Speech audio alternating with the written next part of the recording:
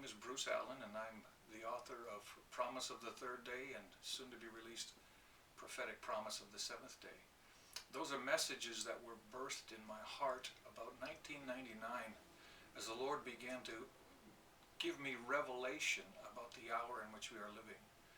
And the significance of that is this fact that we are a generation that are going to see the fulfillment of the plans and purposes of God and the completion of all that He began.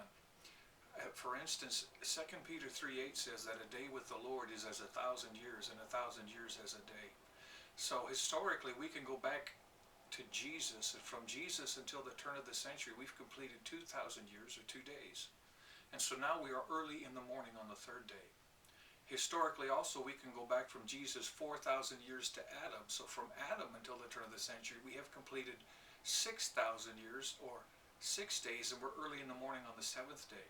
And the significance of that is so telling in the scriptures that deal with the third day or the seventh day that it's almost impossible to miss that we are an end-time prophetic generation just prior to the return of Jesus that are going to see the completion and the fulfillment of every covenant promise. 3 in biblical numerology is the number of completion and maturity. 7 is a perfect number, it's the number of God, but it speaks of rest, covenant promise fulfilled, and completion. And so as we study those scriptures, we find that we have a unique situation wherein the third day and the seventh day coincide on one day. There's never been a time like that in history.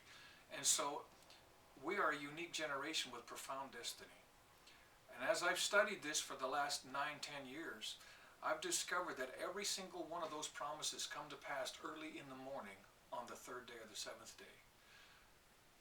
So we're a unique generation, and we have a destiny in God.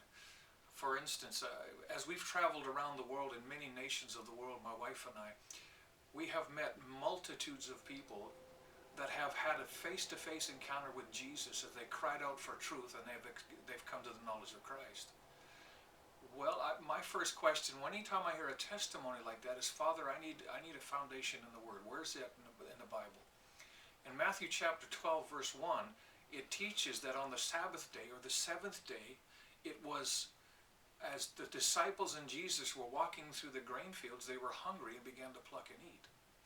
And the Lord said, on this seventh day, at the end of the age, not only are the fields ripe unto harvest, not only are the disciples reaping, but so am I.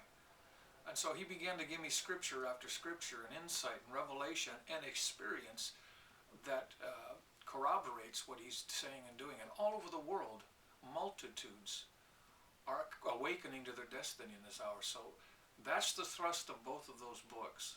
And it's pretty amazing what God is saying and what we're seeing Him do all throughout the nations.